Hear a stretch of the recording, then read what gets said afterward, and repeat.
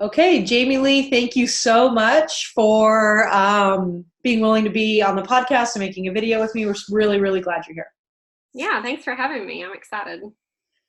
Can you just tell us a little bit about, so you have been, doing courses with us. So we met at the time of this recording, literally 1 month ago.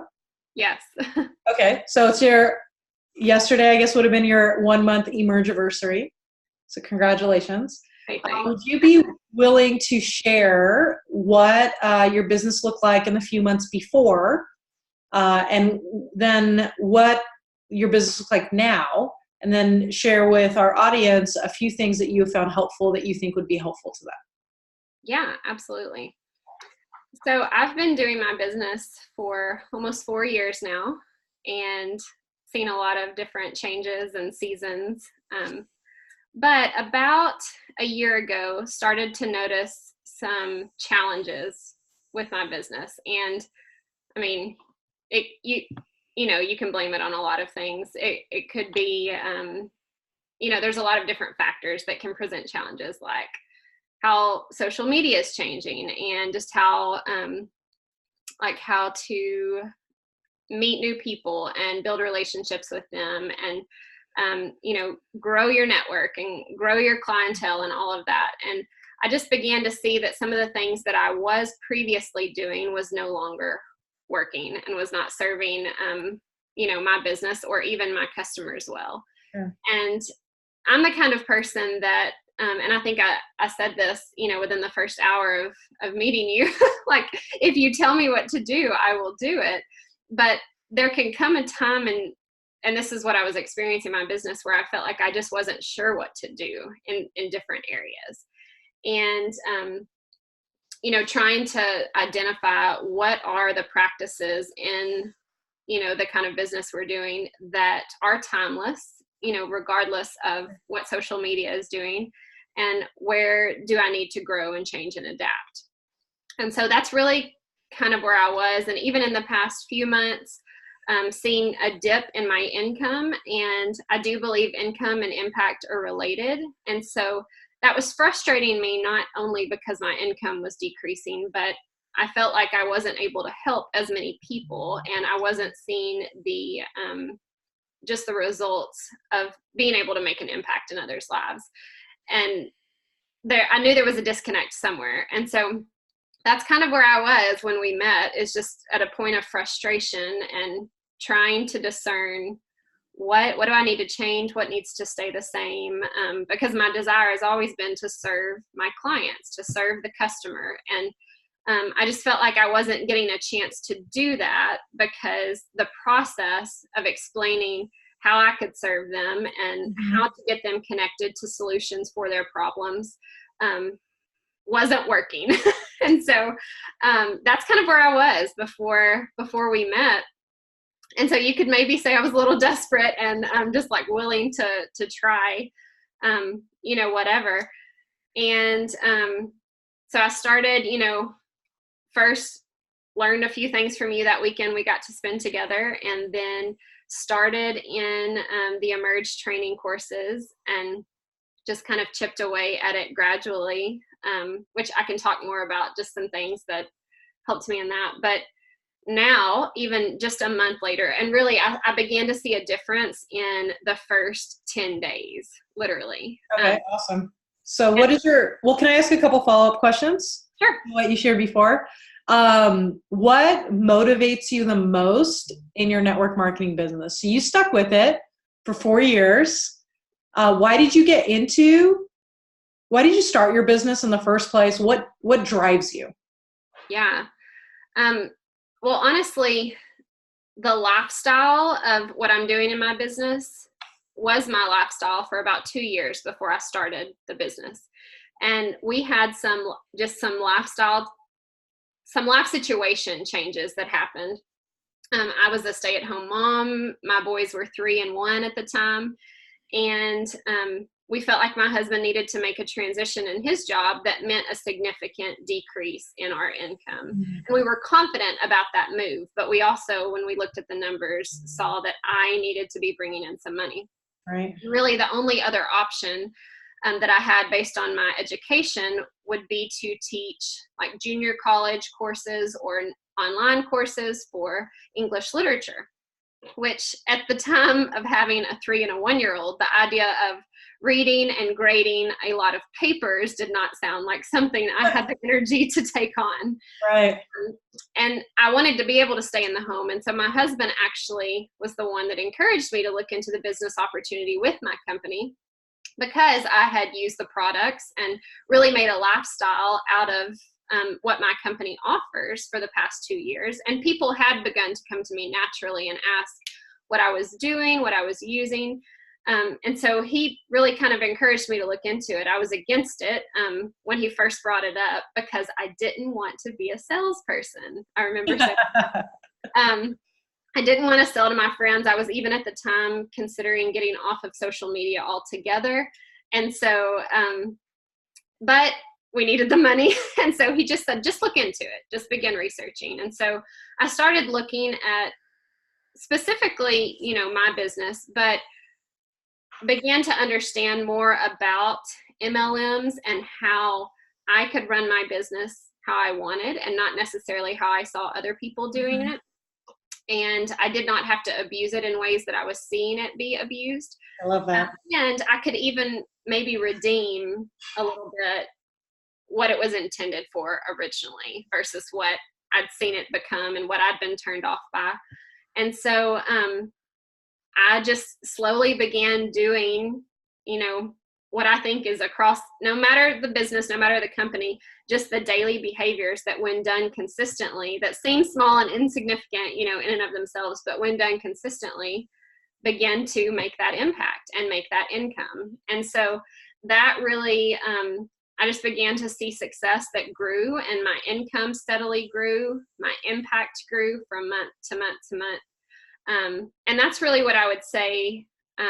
You talk about keeping an impact journal where we write down the names of people we're impacting. And for the last couple of years, I've kept what I kind of call an evidence file. And anytime someone would send me like a message thanking me or, just expressing like what my coaching had done for them, I would put that in that evidence file. And so on the hard days and on the days where I've wondered, should I still be doing this? And is it still making an impact? I go back to those messages. And that's really what that impact, I believe, is what drives me to continue, even when there were those months where the income wasn't there. I love that. Well, and I think that's the way business ought to be, right? Cool. Absolutely. So what does your business look like now? So if I could sum it up in one word, I feel like the joy and the energy has returned to my business. Yes, I made more money this month. I made a greater impact by getting other people started. And even the people that didn't get started with our products and resources, I feel like I still impacted them because of this shift in how I'm interacting with people and how I'm really getting to know them so that I can serve them better. Even through, there's some things I offer that are totally free to people and just ways that I can serve them, in that manner. And I feel like, I jumped into the training and just literally, and this is something that I've always kind of believed in the past 4 years of doing this business, is don't wait, don't experience paralysis analysis. That helps no one. Right. And so I just will jump in. And so even if I don't have it all perfect, I literally was scheduling appointments with people and like doing a training minutes before, trying to get a little bit more information, and like having my my notes halfway filled out in front of me. And I would just stumble through, but I knew if I'm focused on serving this person and really getting to know them and their needs, it's going to be okay. And I can continue learning and sharpening this skill as I go and finding my voice along the way. And so that's what I jumped in and did. And within a week, I started talking to my team about it and showing them, modeling for them how to do similar things. And then within 2 weeks, my team is messaging me and saying, oh my goodness, I love this. Like, I feel like I'm really making a difference and spending my time well with one person versus messaging 50 people that no one responds to. Sure. And so like it's been cool to see, even though it's been imperfect progress, like we're still making progress. And it's not just joy and energy that I've experienced personally, but my team is experiencing that too, which is really cool. I love that. Do you feel comfortable sharing, like, I know you've signed up a bunch of people. Would you be able to do like a contrast, like how many times more, or what was it before? Like just some sort of like put some numbers behind it just to help people understand.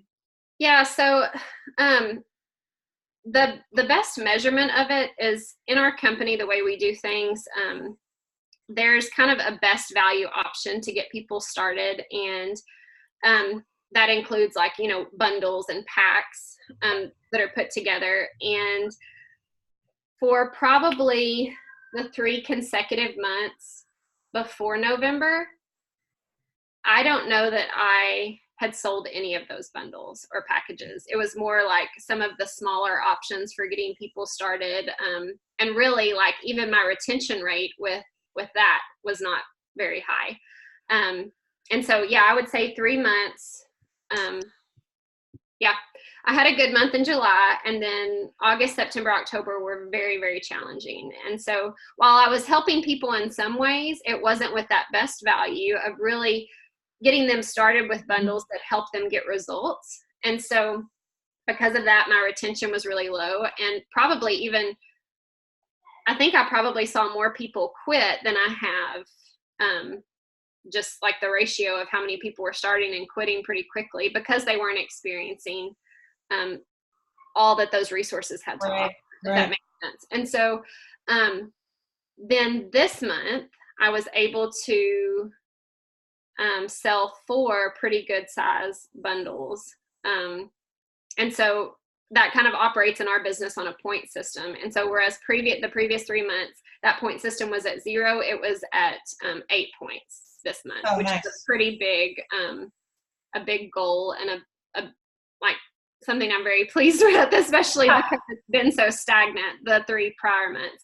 And that doesn't count. Those points don't represent other people that did even get started on smaller levels as well. And so income wise, whereas I was seeing a dip in my income several months prior, my income increased overall by $200 last month.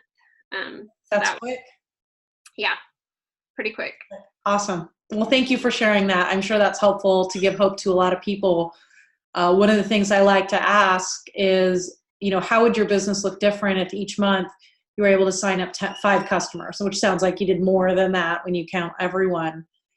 And if your team did that, what would happen on a monthly basis? That's 60 customers in a year, right? And that amount of consistency is really powerful for a lot of people. I love the stories where people enroll, 30 people. That is awesome. But I think it's also so encouraging to go from not to 4, 5, 6, 7, which is very cool. So now everyone's saying, okay, well, what would you do differently? So what do you think are some of the things that you did differently to create that success?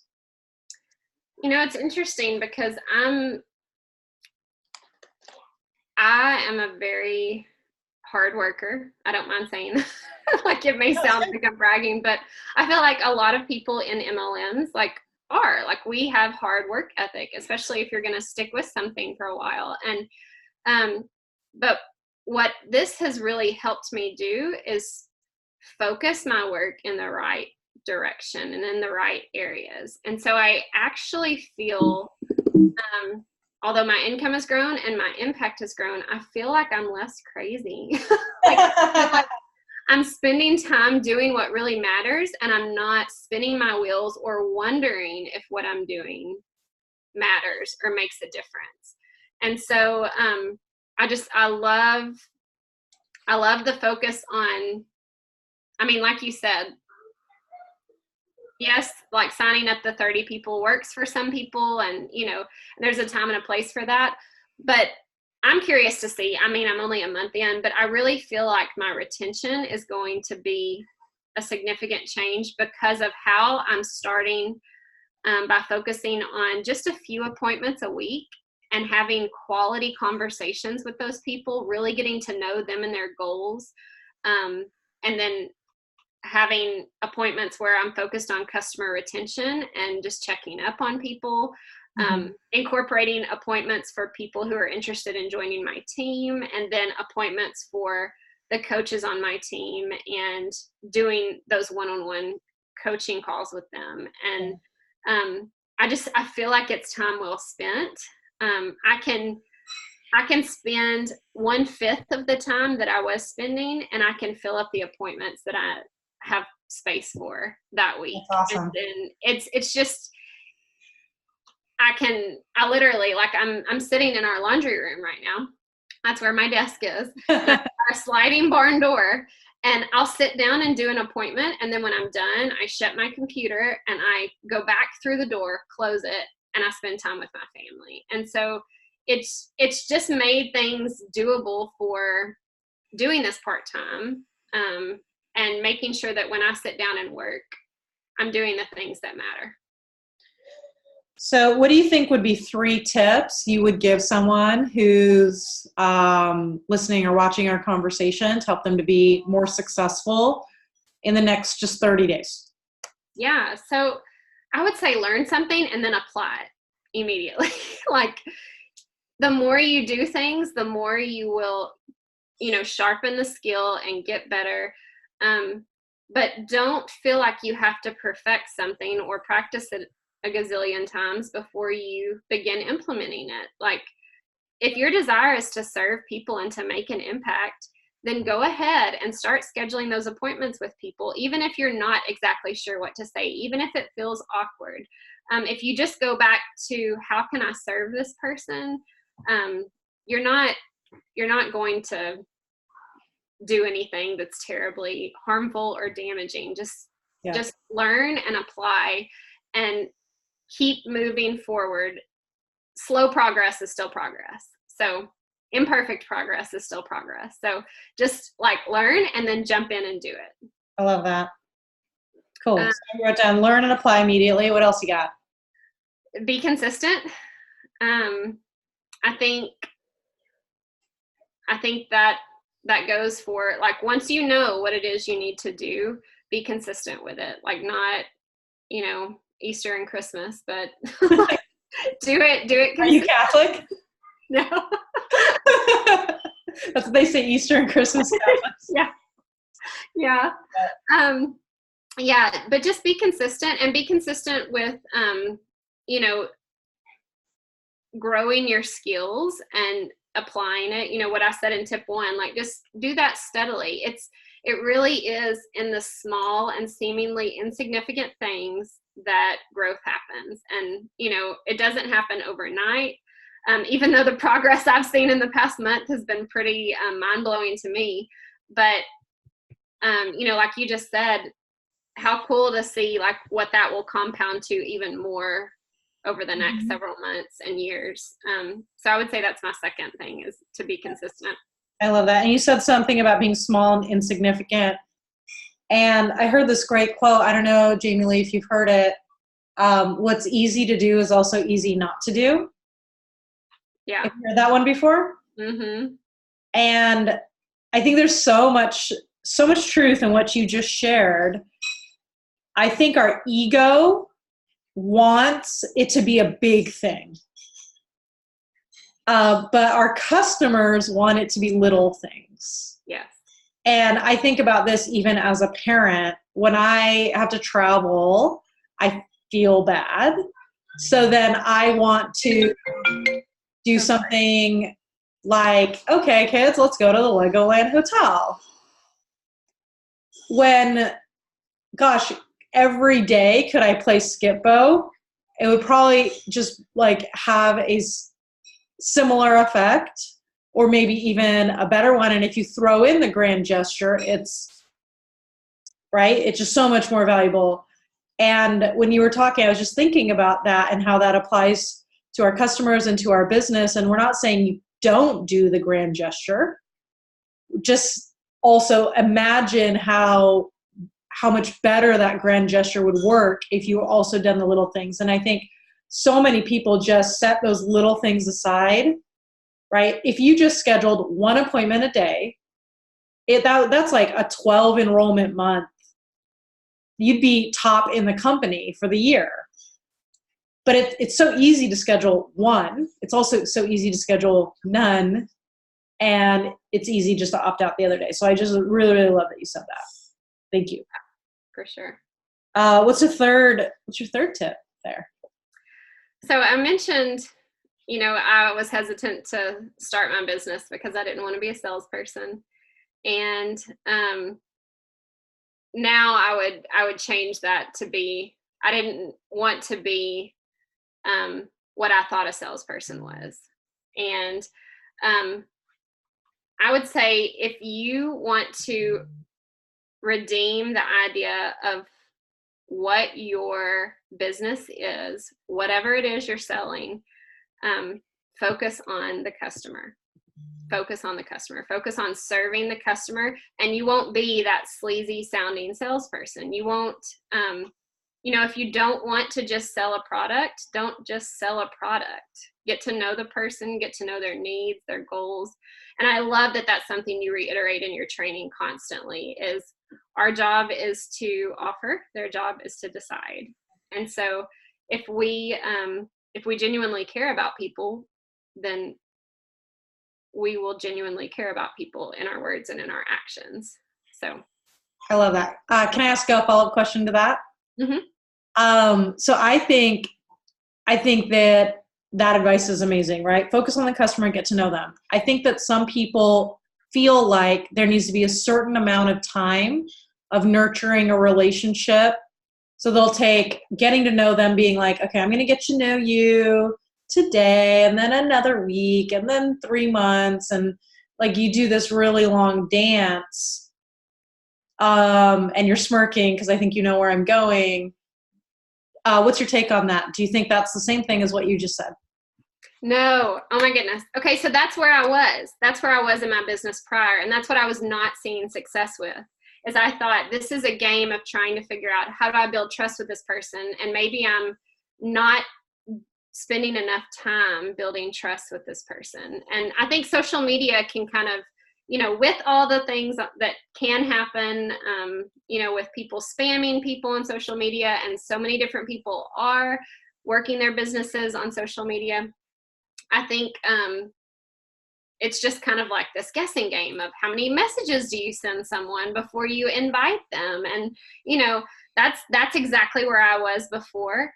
And the truth is I wasn't getting to know them. I was just playing this game of trying to pretend to build trust in order to earn the right to ask them something. And that's not what we're doing in our business. That's not what our business is. And so like you mentioned, customers, like based on their problems and what solution they're looking for, they want you to make it easy for you to solve their solution as far as like figuring out what the solution is and then determining if they want to purchase or not. And so one of the things I've loved about your training is how simplified it is with if someone's interested, like once you get to a point, which doesn't have to take that long. And I'll just give an example if that's okay. Yeah. If I meet someone, like sometimes I'll add people on Instagram who follow another big account that I follow that has to do with motherhood, because that's where I am right now. And so if they start following me back, if they begin to view my stories on Instagram, I'll message them, and I don't say, would you like to buy my product? No, I just say, hey, thanks for viewing my stories. Do you know how we got connected on here? I love meeting new people in the Instagram community.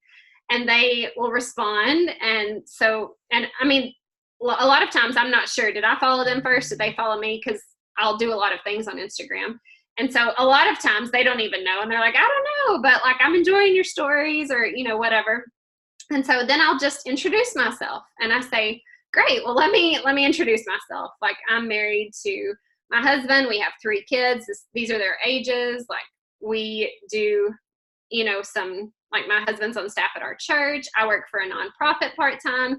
And then I'm also an online health and fitness coach. And then I just say, tell me a little bit about you. What do you do? They respond. And so then if there's someone that I feel like has similar values as me as far as like health goals, or just is interested in some of the same things as me, maybe my next message, I just say, hey, so I don't know if you know much about what I do. And I just give kind of a brief description of that. And I ask, would you be interested in learning more? If they say yes, I say, well, normally what I do is I set up an appointment to do a video chat. My part will take about 30 minutes. We'll go over your health goals, a little bit about the company. I'll share with you kind of the most popular packs. You don't have to buy anything, but if you see something you like, I'll help you get started. You would be open to. And so then, like, either they are or they are not open to it, but they've already said probably that, I don't ask for the appointment unless they've said they're interested. And so at that point, they know exactly what to expect when they get on a call, just like this with me. And I'm not feeling like, are they going to be mad because I'm offering them to buy something? Like, they know already, because I've told them, this is what I do. You've said you want to learn more about it. You've agreed to get on this call with me. And so then I spend the first part of that call asking them, tell me about your goals for you and your family. And asking over and over again, this is something else I learned from you, asking over and over again, what else? What else? What else? Because I care about them. And I'm able to learn so much more about that person and truly suggest solutions that fit their specific problems in that 30-minute call than I ever would in messaging back and forth and sending generic informational third-party videos. So it's been game-changing. You gave me like a little hook, and I want to be like, and let's talk about third-party videos, but I will not take that bait. I will not take that bait, because I think you've given them, everyone, just a ton of value today. Is there anything else that you want to share with our community while you're here? Free, anything? Well, other than like buy my product, which I don't think. No, I would just say, like, whatever company you're in, whatever business you're pursuing, just continue on, and know that there is a way to grow your skills, which really can, like, there are things that you can learn and that you can implement, and there are ways that you can grow in your business, and it really is just showing up consistently and doing those small and seemingly insignificant things over and over and over again. I love that. Awesome. And so we'll make sure that we put in the notes and everything your social media profiles and such. So if you guys want to follow Jami Lee and her journey and her business, you are more than welcome to. We would love that. And I'm sure they can reach out to you there as well if they have any questions about anything that you said. I'm sure you'd be glad to help them out. Yeah, absolutely. Cool. Thank you so much for your time today, Jami Lee. Thank you.